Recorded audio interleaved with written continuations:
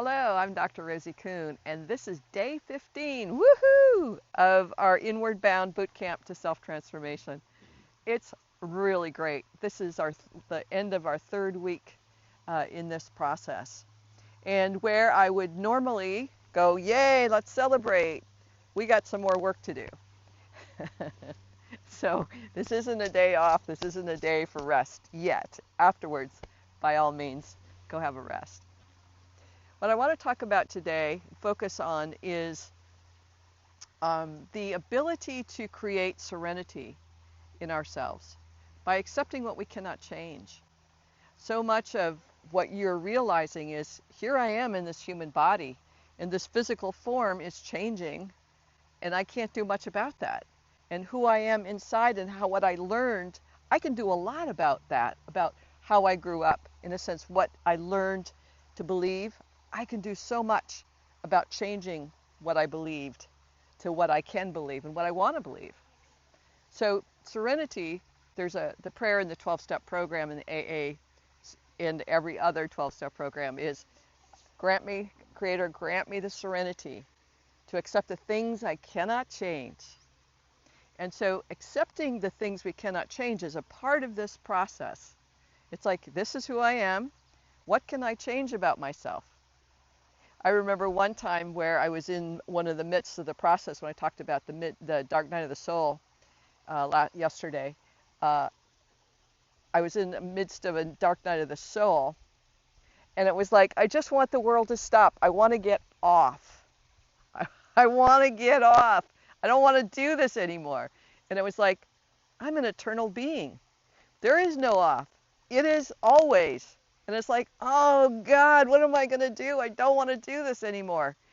And this wisdom came in and said, what you're experiencing now is in this lifetime, and because of the interpretations and the way that you have been seeing the world from the past, this is not all that you're going to have in eternity. This is just from the past, and you can shift this and change this. So I went from this place of, okay, I just want it all to stop. I don't want any more lifetimes, don't want the eternity thing. And I was able to say, okay, I have to accept that this is what is. And with that came courage, the courage to change the things I can. I can't change that I'm an eternal being. I can't change that in this moment, I'm in this lifetime. I don't choose suicide. So I can cultivate the courage, and you can cultivate the courage to change the things you can. So what that meant for me is to become more conscious of those thoughts that were creating suffering in me, those thoughts that were violating and abusing me, the self-hatred thoughts, the if only I was somebody different, the not honoring of myself, the not respecting myself, the not feeling safe with myself, as opposed to saying, how do I feel safe? How do I know myself as a person of trust and respect? Those are the questions I want you to ask and answer for yourself. And it takes courage to change those things around, to see you in your best light, to know yourself in your best light. It's an amazing experience to do that more and more and more. It's not like quite often I'll work with a client and I'll say, here's what I'd like you to do. And they go, oh, I've already done that experience before. I've done that exercise. And it's like, no, you don't get it. This is an ongoing, everyday evolution of you experience that we want to bring to ourselves.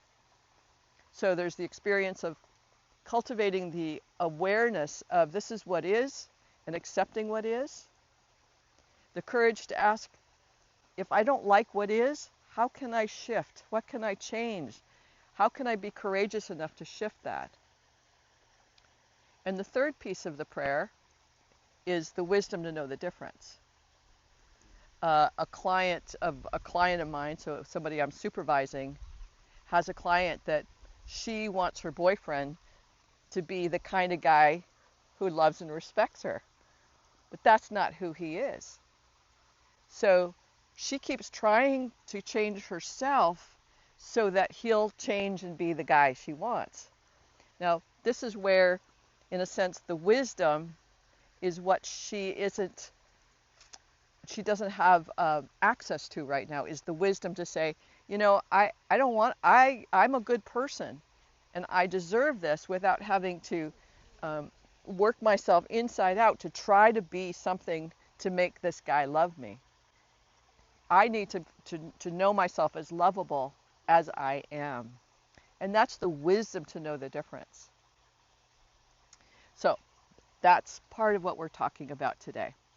But the other part of the courage to change the things I can is kind of a segue into a different element of life. So, and I'll start with an example. Sometimes, and this was more so before, when I was changing and growing myself and becoming more aware of who I am and more accepting and feeling more comfortable with myself, I experienced this thought pattern that was close by. And it was like intruding on me. And it was like wanting me to know it to be true. And no matter what I did, it didn't go away. And I just, all of a sudden I went like, hey, this isn't me. This is something else. This is either someone else or something else that is imposing itself on me. And so what I did was I called a friend of mine, Elizabeth Sabet, and said, hey, Elizabeth, she does a clearing, energy clearings. I said, I've got this being that keeps telling me things, and I don't think it's me. Can you help me out? And so she was very clear in saying, yes, this is an entity, or this is a discarnate. I don't remember which it was, but what it was, an energy that had attached to me. And that was the beginning of me, one of the beginnings, many beginnings, of utilizing dowsing and energy clearing to take away and remove energies that are not me. Now, this can feel woo-woo and it can get scary, like, oh my God, there's all these things. There's entities and discarnates and whatever. And there are in our universe. We are not this single dimension, but we are a multi-dimensional world. And that means that there are energies that attach to us and are sort of parasites. And there's also those energies that want to, use us and we use them, all kinds of things that I don't necessarily want to get into, aside from the fact that they can get in the way of you feeling yourself.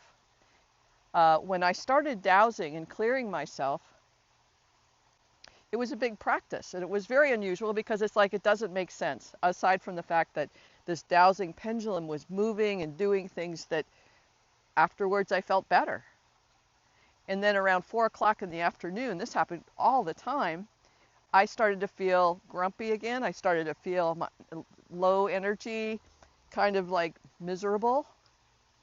And I would clear myself and that would go away. And sometimes I would use the pendulum, but sometimes I got to a point where I could just say, please clear this energy. So I could come to a point where I could feel the difference and I could make a choice to say, this isn't me, or if this is me, I need to work on it. I need to clear it. So utilizing a pendulum, crystals, sage, baths or showers. There's so many different tools for clearing yourself. Prayer is a very good way of clearing yourself. Walks in woods, all these different ways for you to clear your energy of all of these little beings.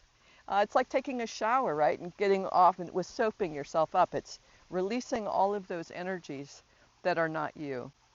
So be courageous enough to explore that so that it's another way for you to do what you can do to have a much more expansive life for yourself. All right, I think that's it for today. That's a lot. Happy day, happy 15th day, and go celebrate the way you want to. All right, bye for now.